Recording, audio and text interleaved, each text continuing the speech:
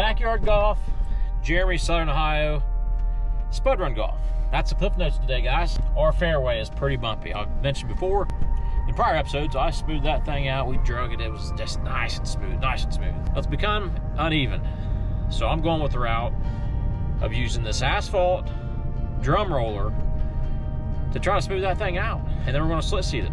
So pretty much roll and overseed, but a little bit of an unconventional way. So we're going to find out how that works today and see what else we can get into. So guys, welcome back. Now, as we pull into the property, there's a couple key things I think have happened to allow me to do this today, and I hope I'm right. We've had some rain, a good bit of rain 3 days ago.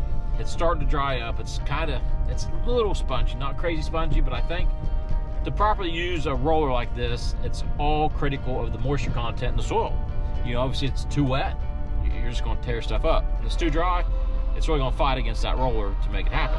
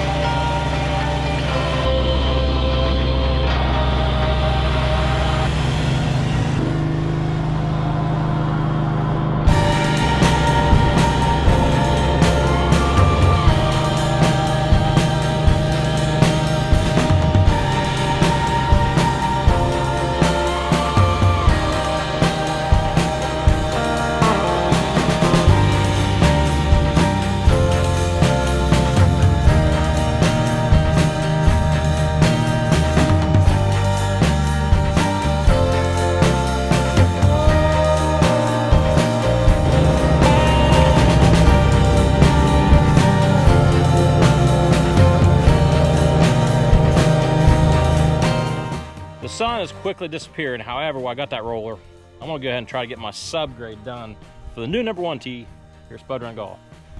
The roller, the thoughts on that, I'll talk to you, once I get in tractor, I'll talk to you about the thoughts on that roller, how it done. But basically right now, we got the big track hoe. And the reason we're doing this #1 tee is because I built this right side up and it's settled. And I knew it'd do that. So I would like to see #1, especially by the buildings and stuff, to be just dead nuts level. And I'm also going to incorporate some fake turf into this because, I mean, I've already had some shenanigans going on here, but you see this spot here? Every non-golfer that comes out here and whacks balls, that's where they go to, and they beat the piss out of it. So if I got a piece of that fake turf that I can coax them into going to, when they want to come out and just whack 100 balls or 50 balls or 5 balls, they can go off that fake turf and then preserve the nice grass, because we gotta have some nice grass, right? Especially on #1 tee right here in front of the buildings.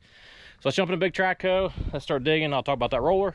I think you'd be interested to see what I think on that roller. All right, here we go. So let's talk about that roller. So that roller is a vibratory roller. So there's a button I hit and it makes it vibrate for better compaction. And that's some good grass right there. Woo! We'll save this top layer. About 4 inches down, we have junk soil here. All right, back to my point.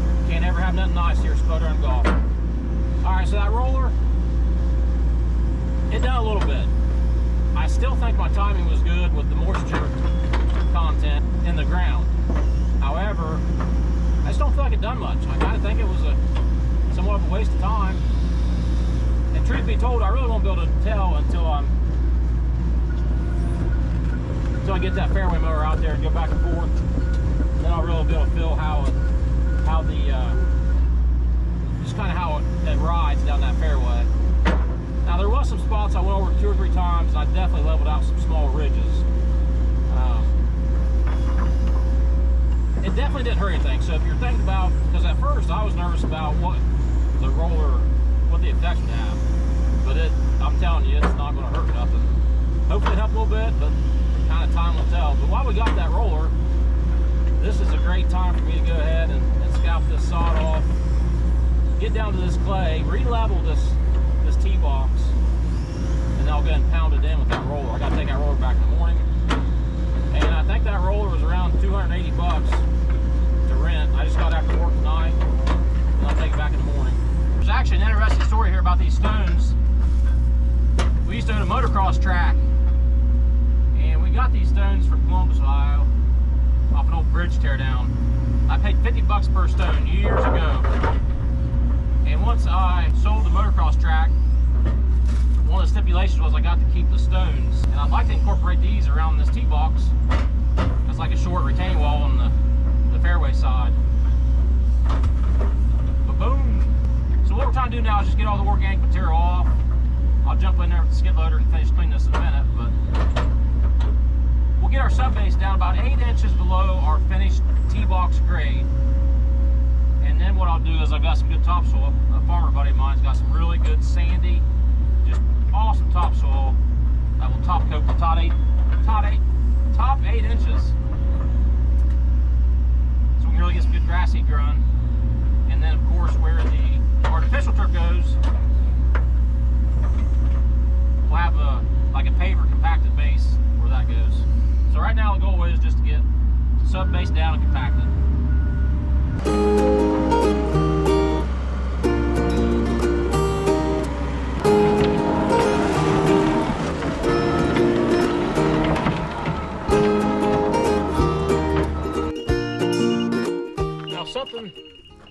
Now something I will have to consider, I am going to do a concrete curb and gutter down this parking area for 2 big reasons. One, to obviously shed the water off, control the water, and then 2, to keep people from driving on it. I have trouble people driving up on this first tee box.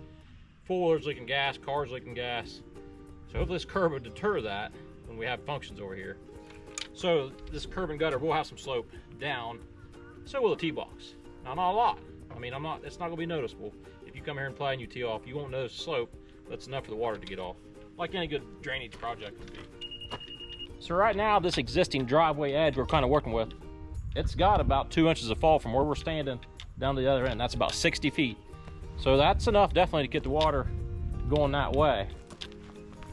Yeah, the natural fall, we got to shoot the water that way. Big scheme of things, I'd like to eventually have curb and gutter all the way down that driveway going down to the horse barn.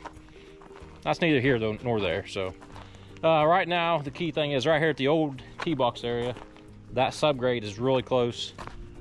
Now up at the other end, we could take it down probably another 6 inches. Because obviously right now I'm trying to get as much soil sub base as I can pushed out.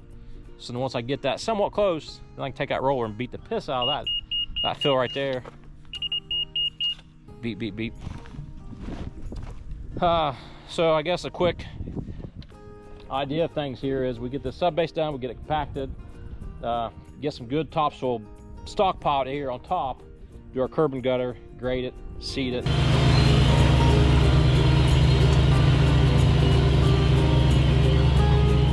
All right, you hack monkeys, this is night 2 on the first tee project.